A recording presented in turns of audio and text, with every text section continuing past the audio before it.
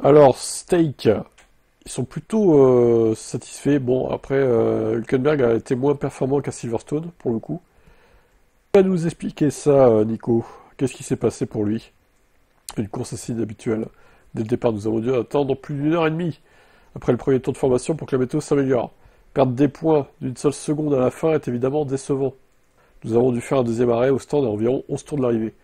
L'avance dégradait considérablement et j'avais des problèmes de blocage et de sous-virage.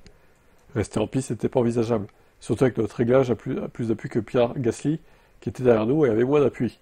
Nous avons donc opté pour l'arrêt au stand et tenté de rattraper notre retard, mais malheureusement, ça n'a pas fonctionné. Le rythme était correct.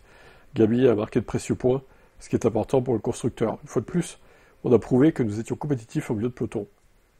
Un signe positif avant Budapest. Je suis heureux d'être de retour dans le top 10, déclare Bortoleto. Les conditions étaient difficiles.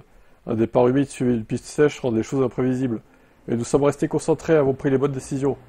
Et avons réussi à placer la voiture à la 9e place. Globalement, je suis satisfait du déroulement de la course. J'ai le sentiment qu'on a exploité au maximum le package.